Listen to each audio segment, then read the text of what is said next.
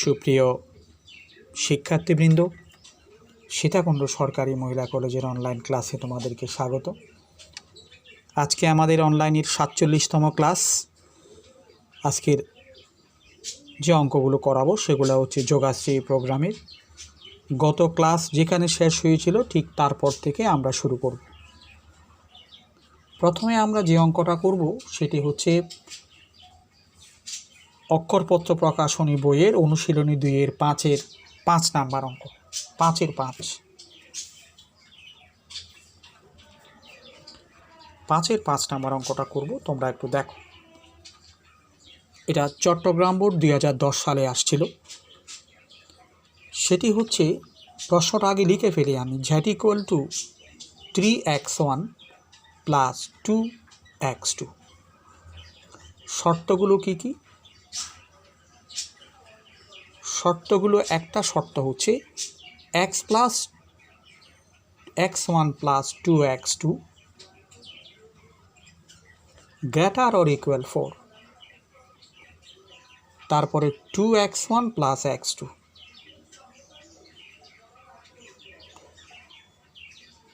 greater or equal 4। তারপরে হচ্ছে x1 + x2 less or equal 5।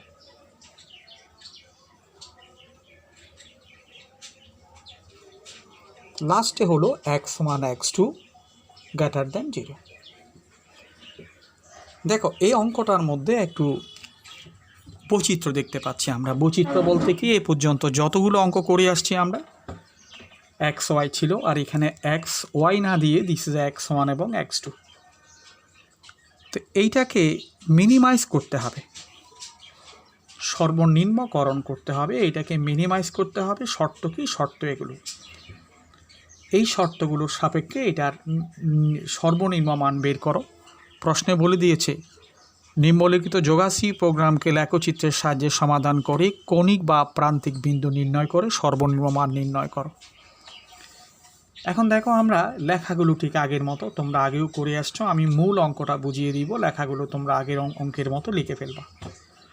প্রথমে লিখবা যে শর্তগুলোর লেখচিত্র অঙ্কন করার জন্য শর্তগুলোকে সমীকরণ আকারে প্রকাশ করে পাই x1 + 2x2 = 4।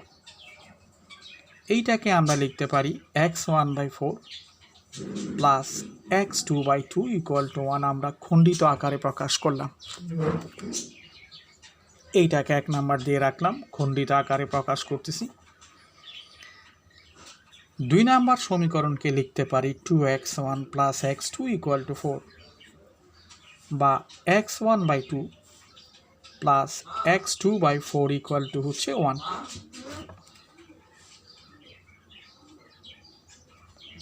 এটা হচ্ছে 1। তারপরে দেখো, x1 + x2 = 5 বা x1/5 + x2/5 = 1। এটিকে দিলাম আমরা 3 নাম্বার। এখন আমরা এগুলো করব। দেখো, আমরা লেখচিত্র অঙ্কন করব। আগে অক্ষরেখা ছিল x অক্ষ এবং y অক্ষরেখা। এবার x1 ও x2 অক্ষরেখা যেভাবে দিয়েছে সেভাবে আমরা অঙ্কন করব। এটা হচ্ছে x1 অক্ষরেখা, এটা হচ্ছে x2 অক্ষরেখা। বইতে যেভাবে দিয়েছে, মানে y এর পরিবর্তে x2, x এর পরিবর্তে x1, তাতে কোনো অসুবিধা নেই। প্রথমে দেখো, আমরা এটার লেখচিত্র অঙ্কন করব। x1/4 1 2 3 4 5, এখানে 1 2 3 4 5 এভাবে। প্রথম x1/4 1 2 3 4 মানে এখানে, x2/2 মানে এখানে। তার মানে এই সরলরেখার লেখচিত্র হচ্ছে এটা, এই সরলরেখার লেখচিত্র হচ্ছে এটা। এইটাকে আমরা 1 নাম্বার দিচ্ছি। এখন এটা কোন দিকে সাপোর্ট করে? এখানে যদি আমরা বসাই 0 0 যদি বসাই, তাহলে 0 + 0 4 থেকে কখনো বড় নয়। তার মানে 0-র দিকে নয়, 0 যেদিকে আছে তার বিপরীত দিকে সাপোর্ট করতেছে, আমরা দেখতে পাচ্ছি। তারপরে দেখো x2/2 মানে এখানে x1/4 x2/2 x2/4 মানে এখানে। তাহলে তুমি দেখো এখানে এই লাইনটা এইভাবে যাচ্ছে এটা কোন দিকে সাপোর্ট করে এটাও দেখো, 0 0 বসাও। 0 0 কখনো 4 থেকে বড় নয়, মানে 0 0 দিকে নয়, মানে এটা এই দিকে সাপোর্ট করে। তারপরে তুমি দেখো x/5 x1/5 প্লাস x2/5 5 এখানে 1 2 3 4 5 এখানে এটা অঙ্কন করে ফেলব। এই সরলরেখারও ছবি অঙ্কন করেছি। এটা 3 নাম্বার, এটা 3 নাম্বার, এটা 2 নাম্বার, ওইটা 1 নাম্বার। এখন 3 নাম্বার কোন দিকে সাপোর্ট করে? 0 0 বসাও। 0 0 বসালে আমরা কি দেখতে পাচ্ছি? 0 0 বসালে আমরা দেখতে পাচ্ছি 0 + 0 5 থেকে ছোট, এটা সত্যি। তার মানে এটা মূল বিন্দুর দিকে সাপোর্ট করে। তার মানে দেখো 1 নাম্বারটা উপরের দিকে, 2 নাম্বারটা উপরের দিকে, 3 নাম্বারটা নিচের দিকে। তাহলে এই দাগানো অংশটুককে সবগুলো অসমতায় সাপোর্ট করে। আমরা যে এলাকাটুককে সবগুলো অসমতায় মেনে চলে সেই এলাকাটুককে একটু দাগিয়ে নিচ্ছি যাতে বুঝতে আমাদের অসুবিধা না হয়।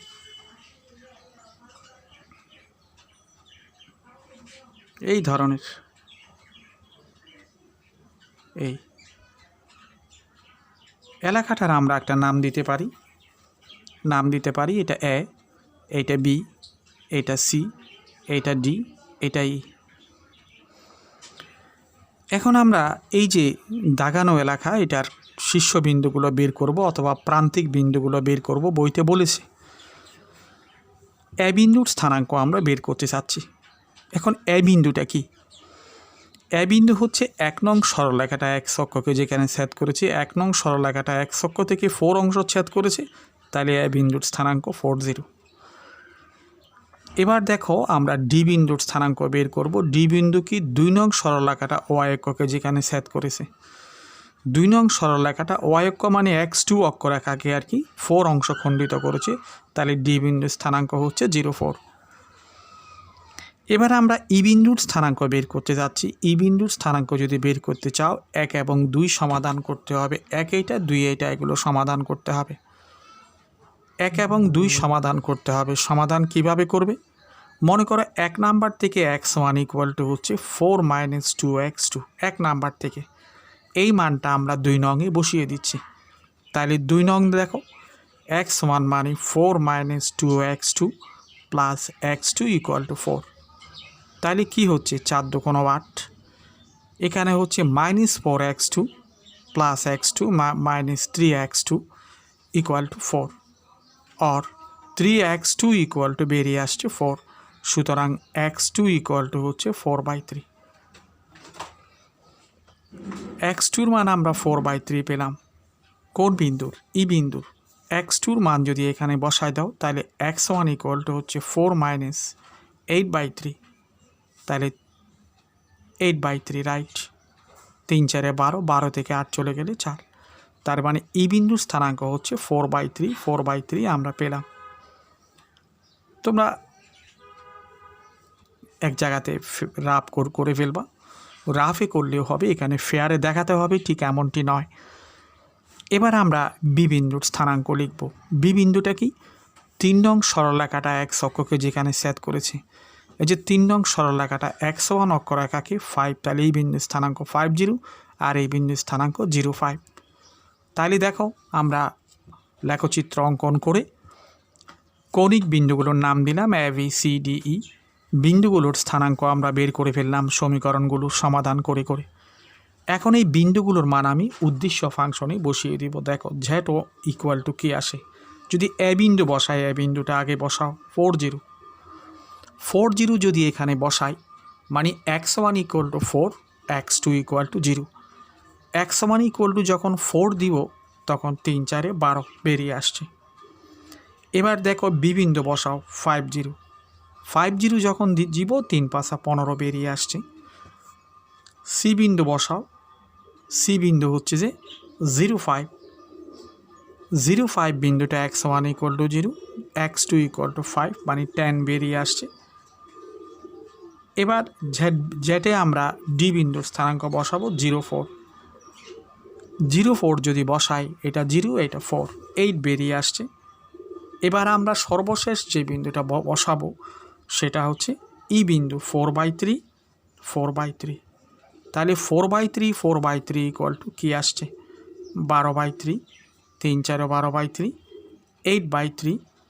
তাহলে তুমি দেখো 12 এবং 8 হচ্ছে 20, 20/3, 20/3 মানে হচ্ছে 6.318, 6.18, 318,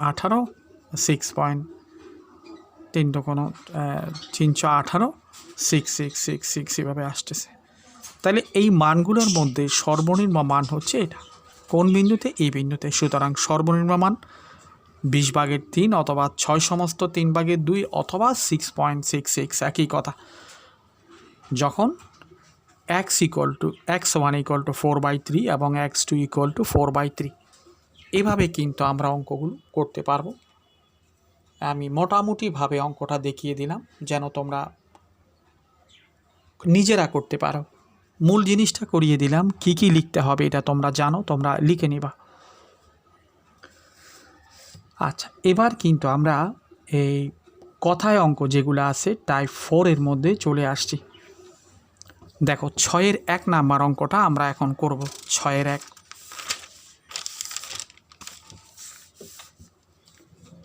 ছয়ের 1 নাম্বার অঙ্কটা আমরা প্রশ্নটা দেখি। প্রশ্নটা কি বলা হচ্ছে, জনৈক ভদ্রলোক সর্বোচ্চ 100 টাকায় ব্যয় করে কিছু সংখ্যক কলম ও পেন্সিল কিনতে চান। প্রতিটি কলম ও পেন্সিলের ক্রয়মূল্য যথাক্রমে 12 টাকা ও 8 টাকা। তিনি অন্তত একটি কলম কিনবেন, কিন্তু 8টির বেশি পেন্সিল কিনবেন না। ওই ভদ্রলোক কোন প্রকারের কতগুলো জিনিস কিনলে একত্রে সর্বাধিক সংখ্যক জিনিস কিনতে পারবেন? তাহলে অঙ্কটাকে আমরা আরেকটু মনোযোগ দিয়ে পড়ি, কী কী তথ্য আছে এগুলো একটু ক্লিয়ার করি, তারপরে অঙ্ক করা শুরু করব। প্রথমে বলে যে সে সর্বোচ্চ 100 টাকায় ব্যয় করতে পারবে, মানে 100 টাকার বেশি সে ব্যয় করতে পারবে না, 100 টাকার ভিতরেই যা যা করবে সেটা করতে হবে। কি করবেন? কলম এবং পেন্সিল কিনবেন। একটি কলমের দাম হচ্ছে 12 টাকা, পেন্সিলের দাম হচ্ছে 8 টাকা। তবে তার চয়েস আছে। চয়েস কি? তিনি অন্তত একটি কলম কিনবেন। অন্তত একটি কলম মানে কলম যেন একটির কম না হয়। সবচেয়ে কম হচ্ছে একটি, একটির বেশি হতে আপত্তি নাই, 2টো 3টি 4টা হতে পারে, কিন্তু একটির কম হতে পারবেন না। কিন্তু 8টির অধিক পেন্সিল কিনবেন না, পেন্সিলের সংখ্যা যেন 8টির বেশি না হয়। ওই ভদ্রলোক কোন প্রকারের কতগুলো জিনিস কিনলে একত্রে সর্বাধিক সংখ্যক জিনিস কিনতে পারবে? তাহলে ওই ভদ্রলোকের ডিমান্ড কি, চাহিদা কি? ওই ভদ্রলোকের চাহিদা হচ্ছে সর্বোচ্চ সংখ্যক পেন্সিল এবং কলম কিনা। কলম এবং পেন্সিলের সংখ্যা যেন একত্রে মিলে সর্বাধিক সংখ্যক হয়। তার কি কি সীমাবদ্ধতা আছে? তার টাকার সীমাবদ্ধতা আছে। তারপরে কি আছে? তার অন্তত একটি কলম কিনবেন এবং 8টির বেশি পেন্সিল কিনবেন না। এগুলো সবগুলো শর্ত। তাহলে দেখো অঙ্কটাকে আমরা এভাবে লিখব। মনে করি x সংখ্যক কলম, 1 সংখ্যক কলম ও y সংখ্যক পেন্সিল কিনলে সে প্রদত্ত শর্তে প্রদত্ত সীমাবদ্ধতায় অথবা প্রদত্ত শর্ত সাপেক্ষে সে সর্বাধিক সংখ্যক কলম ও পেন্সিল কিনতে পারবে। সেই সর্বাধিক সংখ্যক কলম ও পেন্সিল কিনতে পারবে, এটা আমরা মনে করলাম।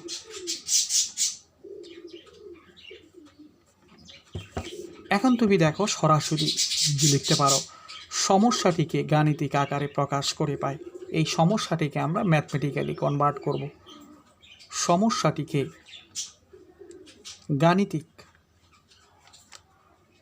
আকারে প্রকাশ করে পায় অথবা গাণিতিকভাবে প্রকাশ করে পায়। প্রথমে যেটা লিখব এটা হচ্ছে উদ্দেশ্য ফাংশন। তার উদ্দেশ্য কি? তার উদ্দেশ্য হচ্ছে উদ্দেশ্য ফাংশনকে যার দ্বারা প্রকাশ করি, তার উদ্দেশ্য হচ্ছে পেন্সিলের সংখ্যা এবং কলমের সংখ্যা মিলে যেন সর্বাধিক হয়। z = x + y, এটাকে সর্বোচ্চকরণ।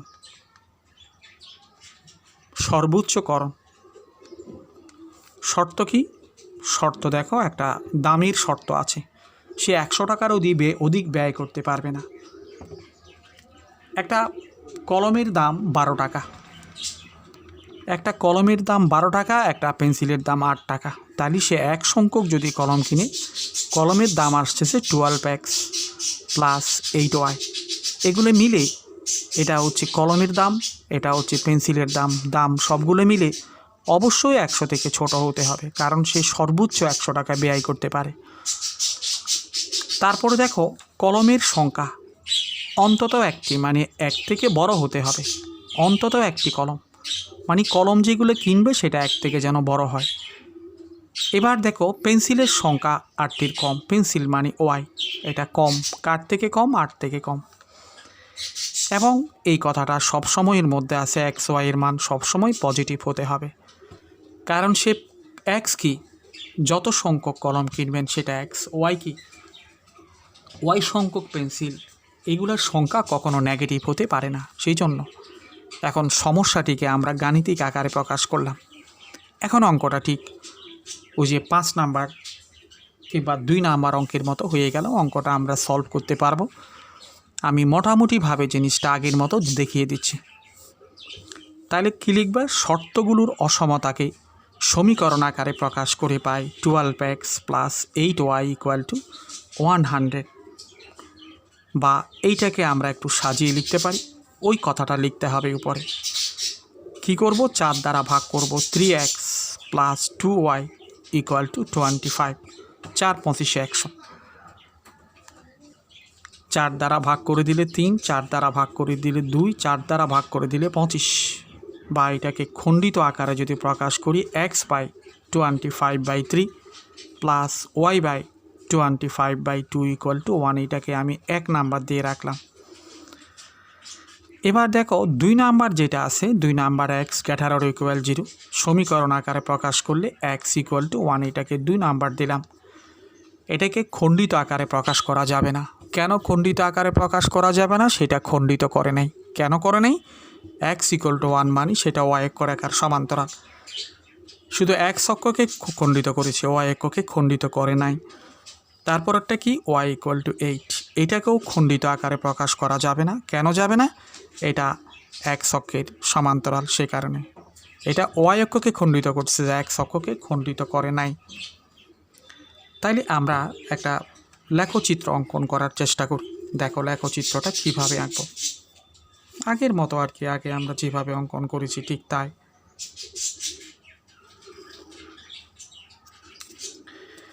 এই দেখো, এটি x অক্ষরেখা আর এটি হচ্ছে y অক্ষরেখা।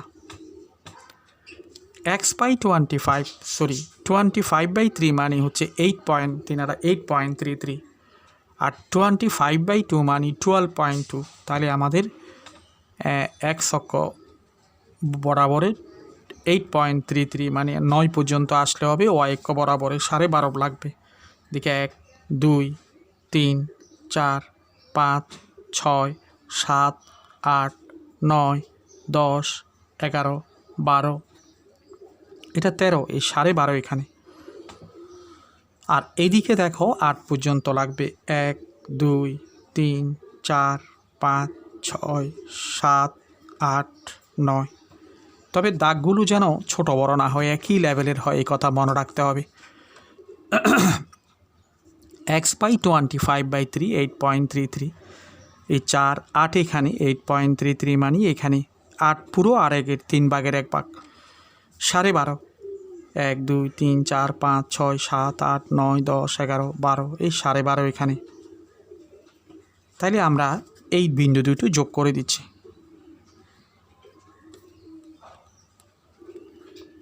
এই বিন্দু দুটো আমি যোগ করে দিয়ে এটাকে 1 নাম্বার বলে রাখি। 1 নাম্বার, এটা 1 নাম্বারের লেখচিত্র অঙ্কন করে কিন্তু দেওয়া আছে অসমতা। যেহেতু অসমতা, এটা সবসময় অঙ্কন করার পরেই তার অসমতার কাছে চলে যাওয়া, কোন দিকে সাপোর্ট করে সেটা জানার জন্য 0 0 বসাও। 0 + 0 100 থেকে ছোট, অবশ্যই এটা নিচের দিকে সাপোর্ট করে। এবার দেখো x = 1, x = 1 মানে y অক্ষরেখার সমান্তরাল, মানে এই লাইনটা। x = 1 মানে এই লাইনটা, এইটাকে আমরা 2 নাম্বার দিই।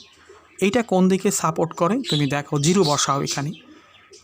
0 কখনো 1 থেকে বড় নয়, তার মানে 0-র দিকে নয়, 0-র অপোজিট দিকে এটা সাপোর্ট করে।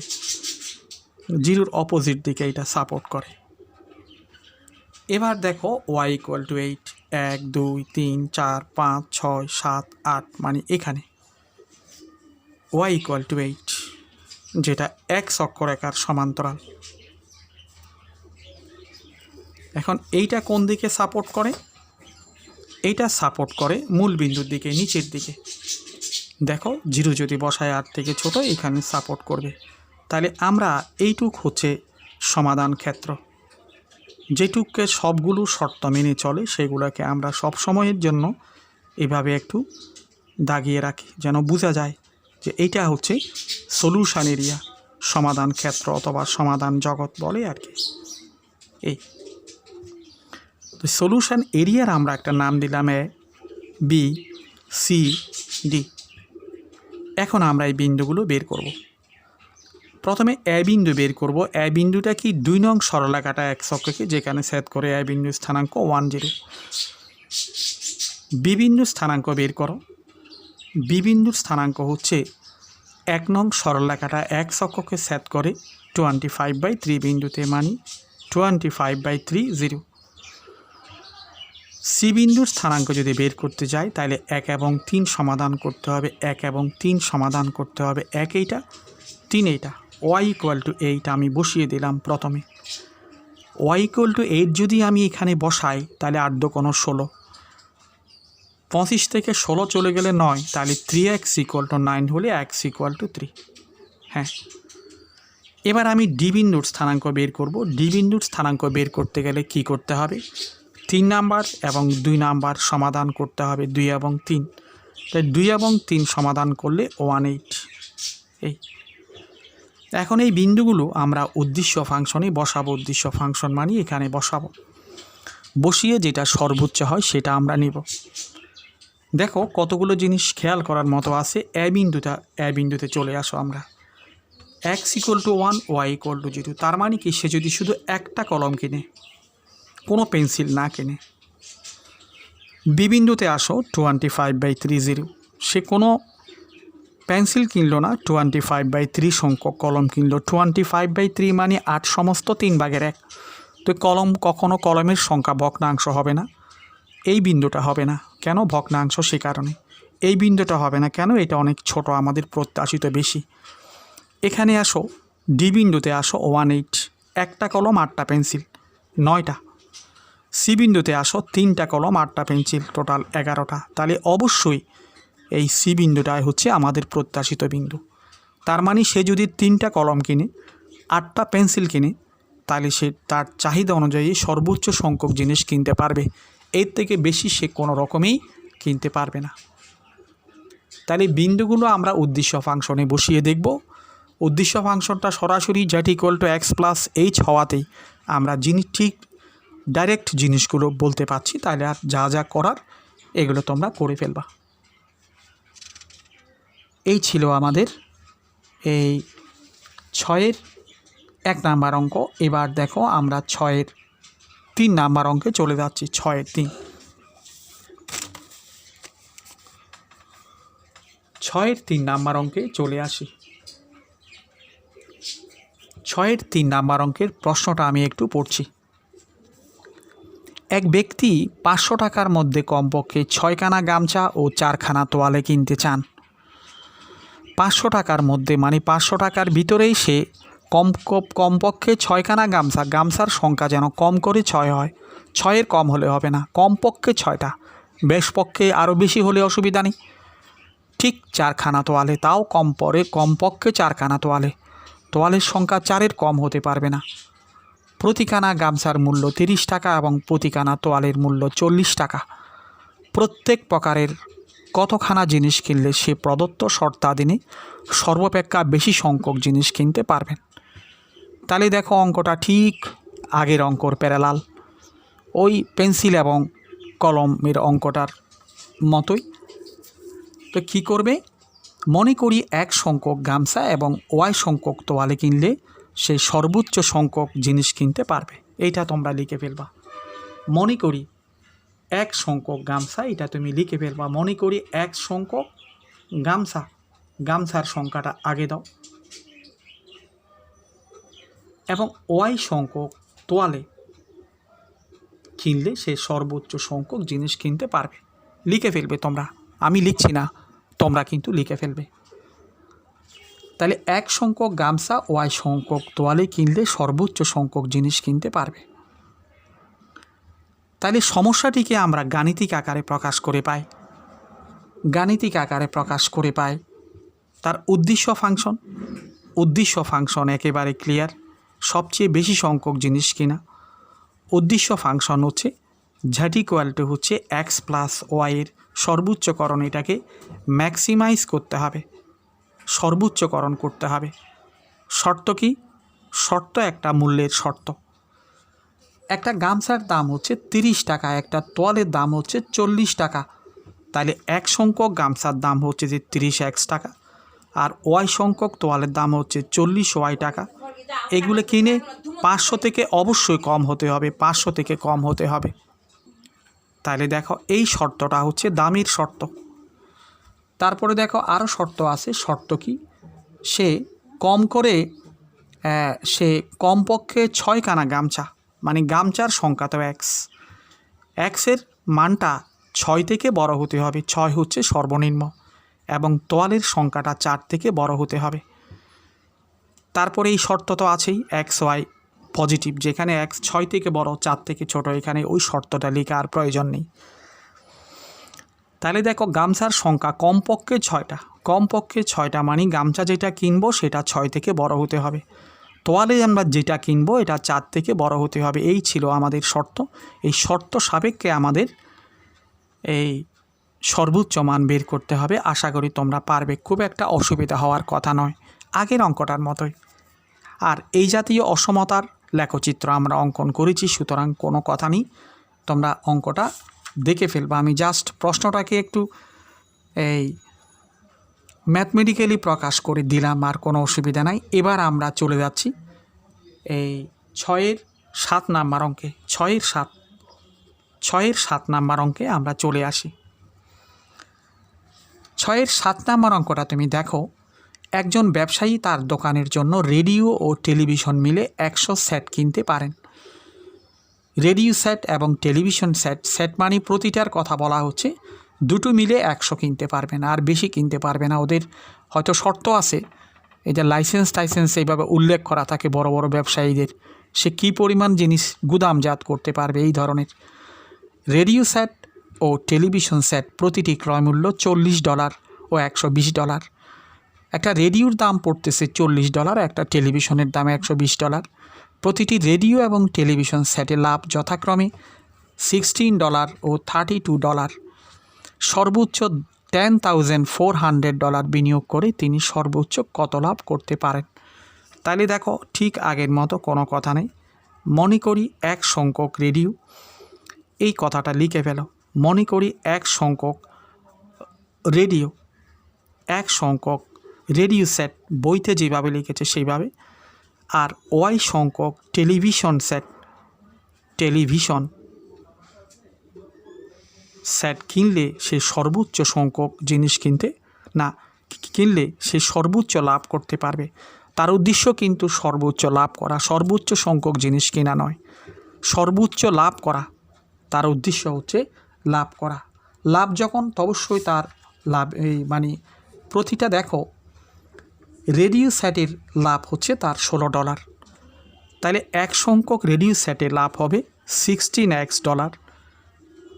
এবং প্রতিটা টেলিভিশন সেটে লাভ $32, তাহলে ওয়াই সংখ্যক টেলিভিশন সেটে লাভ 32 ওয়াই। এইটাকে আমরা উদ্দেশ্য ফাংশন বলতেছি।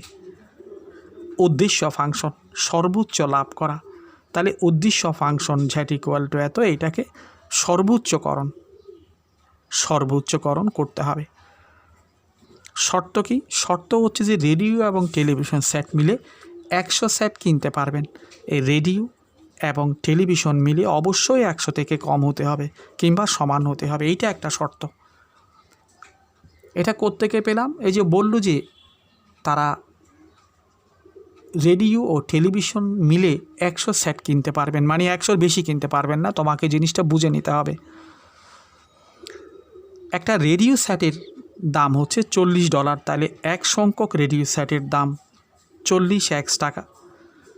আর একটা টেলিভিশন সেটের দাম $120, তাহলে ওয়াই সংখ্যক টেলিভিশন সেটের দাম 120 ওয়াই টাকা। এই টাকাগুলো মিলে এটা রেডিওর দাম, এটা টেলিভিশনের দাম মিলে অবশ্যই লেস দেন $10,400, এর কম হতে হবে। আচ্ছা, এখন বলা হচ্ছে যে তিনি সর্বোচ্চ কত লাভ করতে পারবে, শর্ত এগুলো। আরেকটা শর্ত XY > 0। তাহলে আশা করি আমরা বুঝতে পেরেছি, অঙ্কটা তোমরা সলিউশন করে ফেলবা। ঠিক আছে, আজকের মতো ক্লাস এখানে শেষ। ধন্যবাদ।